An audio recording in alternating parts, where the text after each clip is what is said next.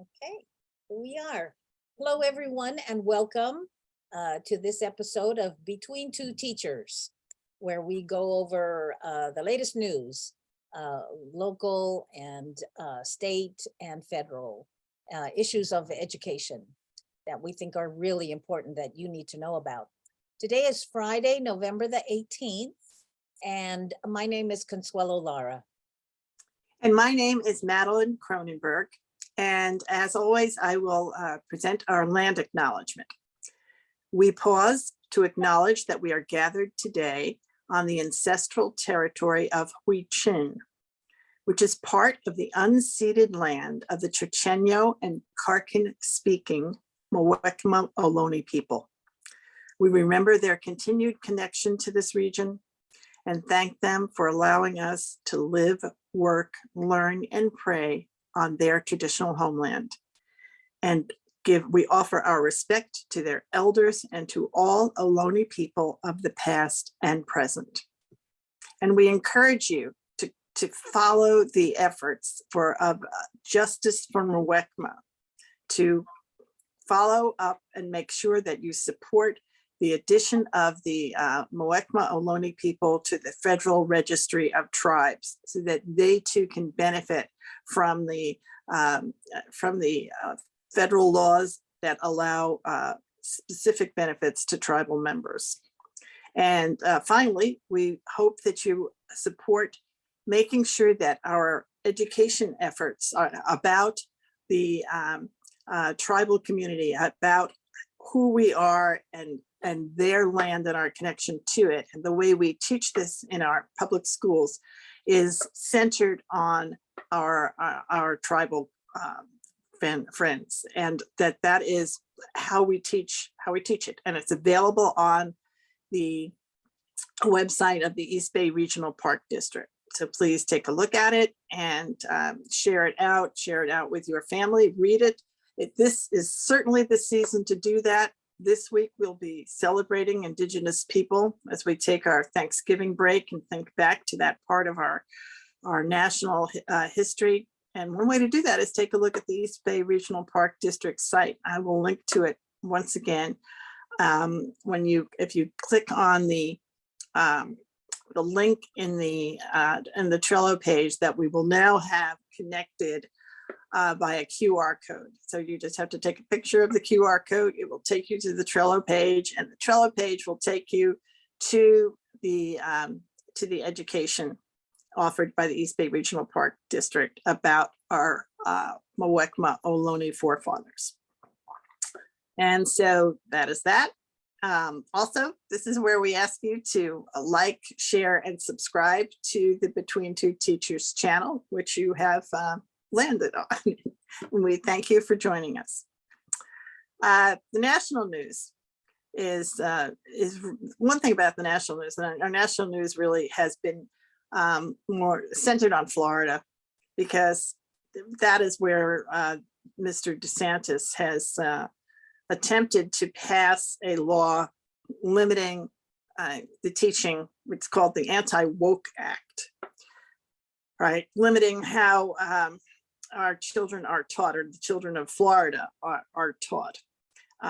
And yesterday, that law was overturned. Doesn't mean it will stay overturned, but it was overturned yesterday in Florida by a judge who blocked his law barring woke education. And Mr. DeSantis's position is, I will just share this. He had a federal judge block the law pushed by Governor DeSantis that restricted certain race-based conversations and analysis in colleges. The judge issued a temporary injunction against the so-called Stop Woke Act, in a ruling that the judge called the legislation positively dystopian. The law prohibits teaching or business practices that contend members of one ethnic group are inherently racist and should feel guilt for past actions committed by others. Let me think about that. It also bars the notion that a person's status as privileged or oppressed is necessarily determined by their race or gender, or that discrimination is acceptable to achieve diversity. Right? So basically, this law makes the case that all of the previous laws we've had in our national history have had no impact. Exactly. Right? That's essentially what that law is. But as of right now, it has been stopped. We don't know. I'm sure he's going to appeal it. If it goes to the Supreme Court, who knows what will actually become of it. But as of today, that is the case. Here's my page here. And then I wanted to talk about locally what's going on. And locally in West Contra Costa, that's where we really have news. And unfortunately, it's not good news. We have our district board, our local board, and the unions have reached an impasse. And when you reach an impasse, and it was called by the district, the next step in labor negotiations is that you go to mediation, and you hope that you are able to work it through with a mediator. If you're not, then you go to fact finding, because what has the problem is you don't agree on the facts. And so the fact finder looks at the facts and comes up with the agreement.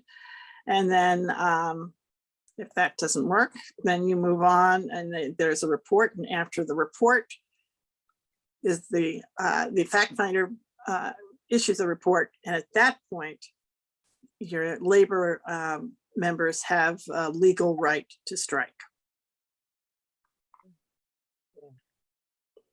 All right. So they right now are have taken the first step on that path. And the feeling is, just the sense we get that it's because the district's not going to budge. It doesn't look like. And, it's clear to us, people at the top, there's recently hired. They're not from here.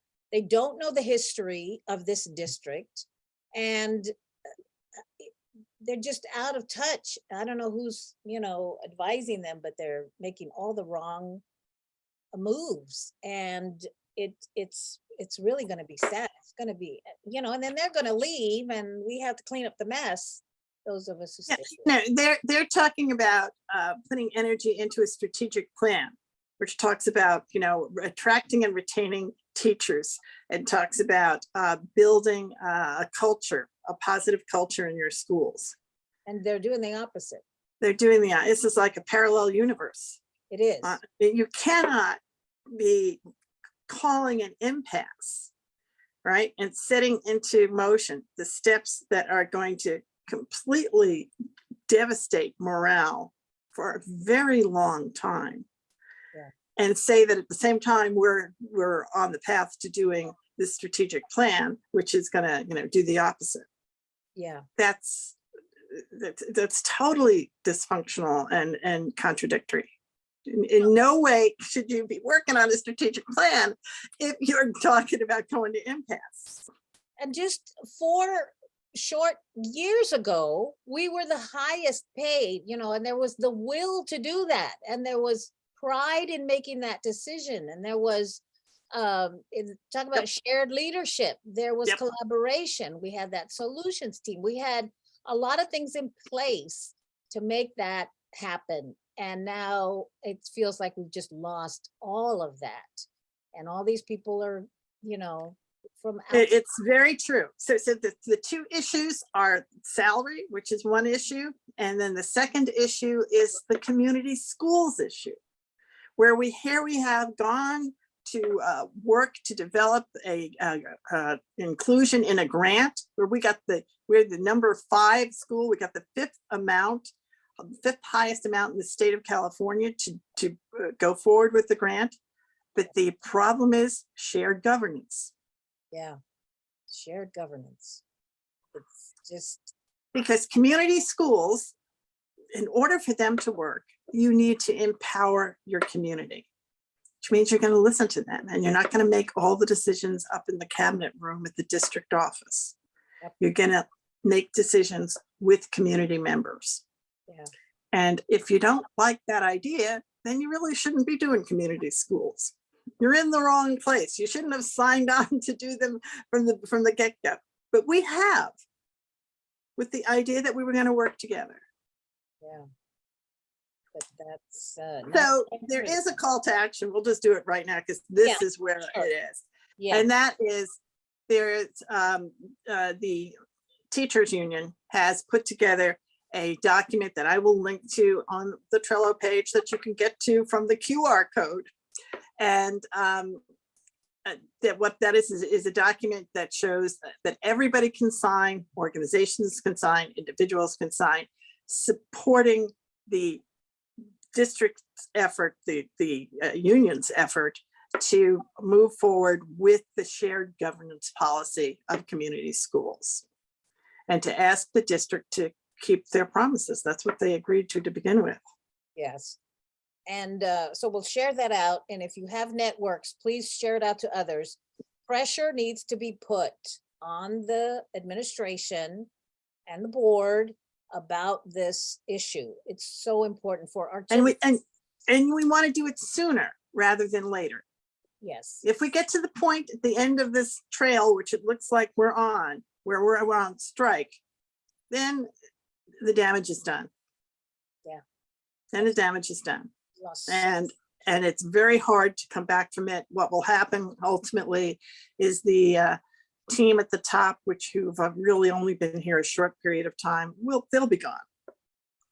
They Yeah. won't withstand it. And what they'll leave behind them is our families and programs in a state of devastation. People will leave. We will be a district that is a district where people come to practice their first few years of teaching because we pay the lowest, and then you move on somewhere else and make a lot more money. Yes, yes. You don't have to go too far either to make a lot more money. So, You don't have to go too far. ugh, And people will make that decision for their families. That's the bottom line. So we should not be setting that up. When we talk about, institutional racism, this is what it looks like. yes, This is what it looks absolutely. Yeah, when you have the disproportionality that the children who are the most vulnerable, children of color, are getting the least resources, are whose teachers are getting paid the least, all of that's institutionalized racism. And Yeah. so we just what have it to- is. It's nothing else. That is what it is. And so we just have to call it out when we see it and saying, there are other decisions you can make. Yeah. There are other decisions. You need to partner. You need to do shared governance. You need to look for other answers rather than doing this on the backs of your children, because that's who you're doing it to. Yes. The That's who children. you're doing it to. Okay. All right, so that is our biggest message here. The other things I wanted to mention, there has been a continued effort. I participated in a webinar earlier this week around all of the unbelievable efforts around opposing book banning around the country.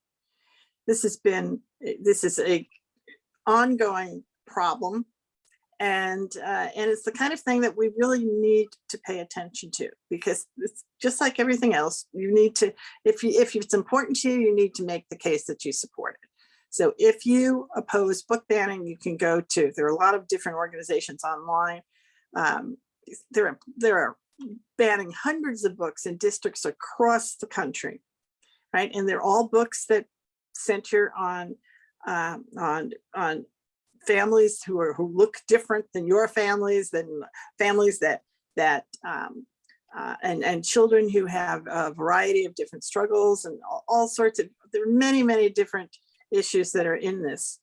And we need to support our public libraries. That is really the bottom line. Yes. Because they're the ones on the front lines in that fight. Oh, yeah. Their statement is wonderful. And our school libraries. Yes. And our school libraries, right? So they have that freedom to read proclamation from the librarians, which is wonderful. And this last Wednesday, our County Board of Education passed unanimously an anti-book banning resolution. So we support that.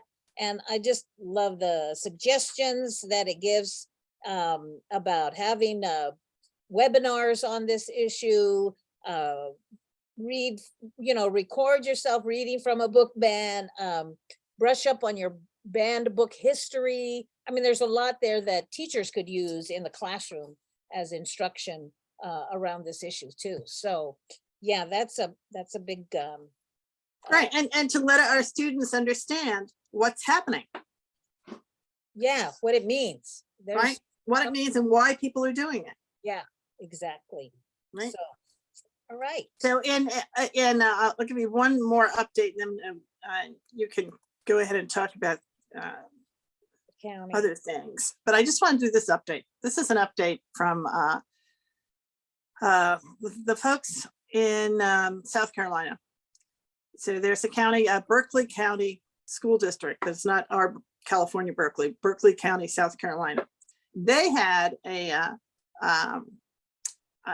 overwhelming vote of the candidates who were supported by Moms for Liberty. Moms for Liberty is one of the conservative action groups who decided to support the school board candidates across the country, and they had success in 49% of their races they were in. Many of their races, though, were in Florida, where they had a lot of success, and in states like South Carolina, which are very conservative states. This particular one was Berkeley County. They elected 6 of their new board members. Apparently they have more than 6, they must have 9. Anyway, 6 of them had been endorsed by the conservative activist group Moms for Liberty. And within the first 2 hours after they were sworn in as the new board members, they fired the district's first Black superintendent. They fired the district's lawyer, and they banned critical race theory in their schools and set up a committee to decide whether certain books and materials should be banned. Now that's, first of all, I will say this, that's a lot of steps to take in the first 2 hours. I mean, in a board meeting, think about that. You're coming in with motion after motion after motion, and those are the actions you successfully took within your first 2 hours. In addition, they voted to replace the chair with one of their new board members who is backed by Moms for Liberty. So they changed, so the chair apparently had not been up for re-election, and they wanted their person on. It's a real problem. Yeah, yeah. I mean, I just can't believe they did that so quickly, really, and I know. It's just in one swoop. But they did. Now, I will say this, they had political will. Oh, yeah. No Right? kidding. When people say, oh, you can't do something, this is an example of that. Sure you can. Yeah, you can do Sure it. you can. You can. You can. Absolutely you can. You can. When people say, oh, that's impossible. No, it's not impossible. You put it on the agenda and you vote for it. That's it. You got the votes and it passes. That's it. Right. And we all need to understand that. We take things for granted. You take all these things for granted. This district took for granted that it had this successful young Black superintendent. Well, they don't have them anymore. That's right. That's right. It's just we're going backwards in time. It is so, and losing. We have to be vigilant. Yes. Which is why we're talking about it.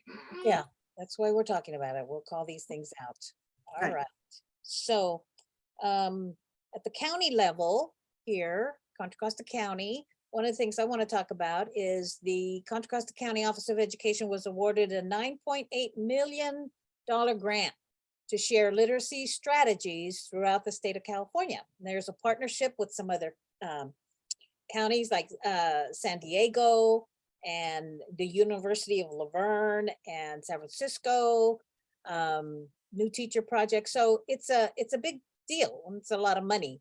And the county office has, they're going to become the lead agency responsible for providing professional development opportunities to K-12 public school educators in California to strengthen reading instruction for all students in the state.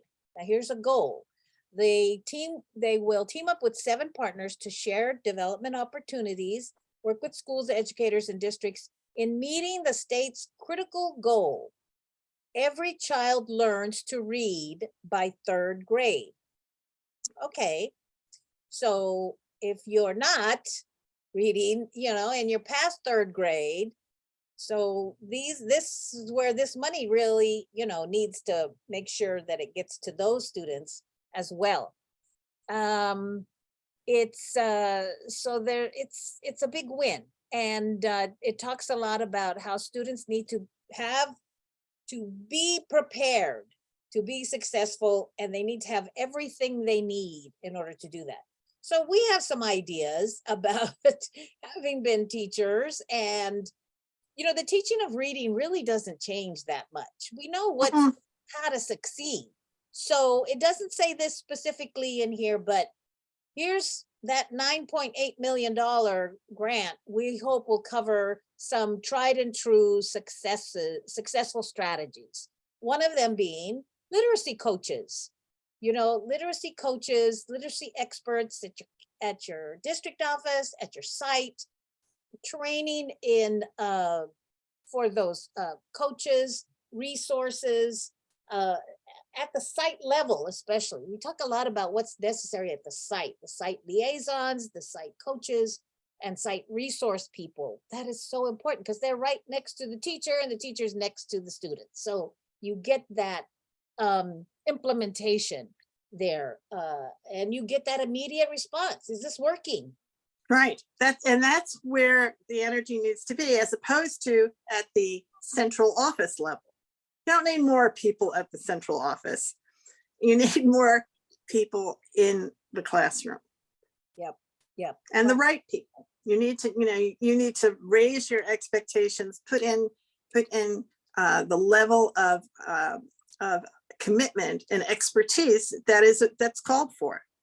Right. Yeah. And honestly, this is an opportunity for where we're looking at pilot programs. What will work so that in Contra Costa County, everybody's reading at 3rd grade, but really what we want is everybody to be reading at grade level all the way through. All the way through. I mean, to say something like, well, if there are 4 grade levels below reading, we'll do an intervention. I think that's very low expectation. And it's very late. It's kind of late. Yeah, you're right.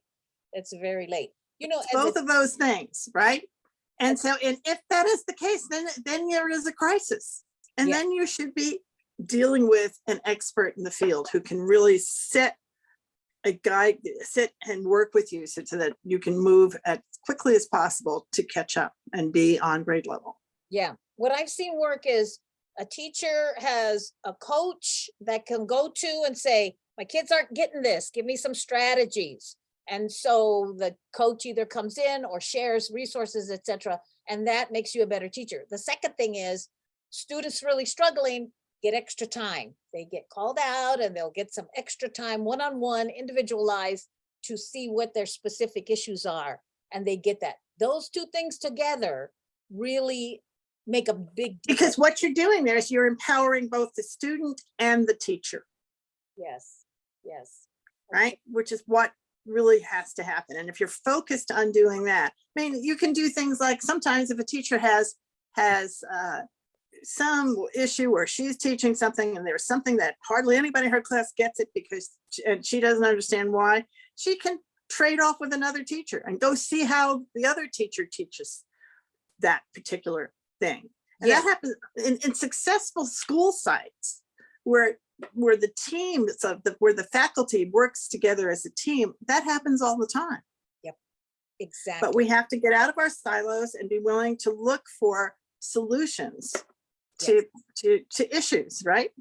Just look for the solution. Yeah, got to have that time set aside to talk about it, to collaborate, to compare. And that will make teachers better teachers, and students will get more resources and more. That's it. Yeah. That's it. And that's not something that's going to be mislabeled, that students aren't going to feel that they've made mistakes, or we're just, everybody gets what they need to help them understand what they need to understand. That's all it is. So I'm looking forward. We're going to follow up and see what happens with this grant that the county has now got. Yes, absolutely. And one other thing I want to continue following, the Board of Supervisors passed that Office of Racial Equity and Social Justice. And I'm really interested in how we at the County Office of Ed are going to, because a couple of systems, well, education is one, but also the youth criminal legal justice system. And that's kind of under our purview, some of that. So yeah, what's our role in that? How do we address, I think, what I call institutionalized racism in our county? So we're going to follow that as well. Yeah, and that report clearly says that. That's exactly what it is. Entrenched white supremacy. That's the language that's used in that report. And that's true across the board. And we can see it in our documents. That's the thing. And that the idea is to call it out. Yeah. We've lived with it for so long that people have inherited documents and plans that are inherently low achieving, that expect that, the tyranny of low expectations. Yeah. That has to be pulled out, called out, and eliminated. Exactly. And we're not afraid to have those difficult conversations right here in between. Right here. That is the truth. That is the truth. We are not afraid to have them. Yeah.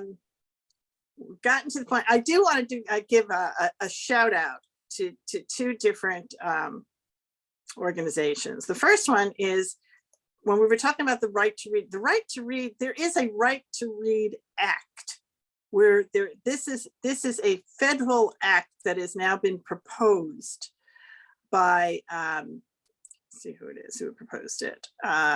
Okay, a Democratic senator from Rhode Island, Senator Jack Reed, and Representative Raul Grijalva from Arizona, also a Democrat.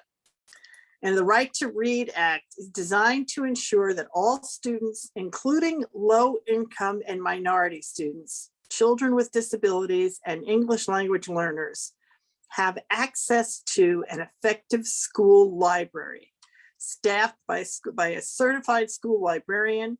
And the act would increase student access to fully staffed and appropriately resourced school libraries and authorize funding to meet these urgent needs. The legislation also supports recruitment, retention, and professional development for state certified school librarians. And our librarians are on the forefront of supporting a full range of books and opposing book banning. Exactly. Right? So this is a big call to action to support this Right to Read Act that is also supported by the American Library Association. So there's that. And then the second group that I wanted to call out is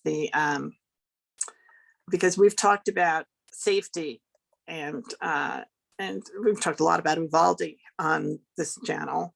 I do want to recognize that this year or last week, the Sandy Hook families have now opened the memorial to the 26 individuals, their children and teachers, who were murdered killed in Sandy Hook. And it took 10 years.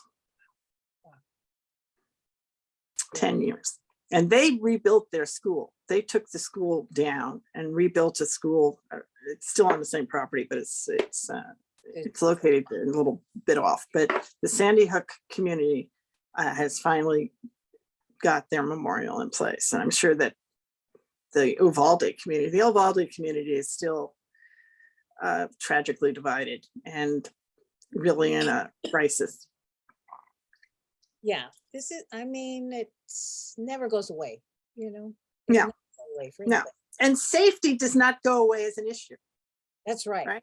That's right. Safety has got to be right up there, a big priority. Because people are, this is it. Families are very conscious of it. And even though we're not saying it, to think that you need, that there's any really appropriate way to try to dismiss it it is I really believe the wrong thing. I think every community, every agenda that's dealing with education needs to include safety in it so that people know that you're aware of it and that you're thoughtful in addressing the safety of their children.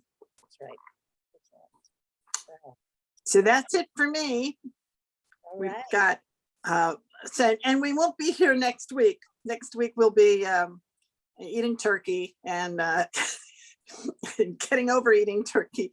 So we won't be back. And then you're going to be gone, right? The following week. Yeah, then You're the gonna be in San following week, Diego? I will be in San Diego for the CSBA conference. So maybe we're gonna miss a couple weeks. It's 2 weeks. It'll be 2 weeks before we come back. So we will see you in 2 weeks on the 9th, on December 9th.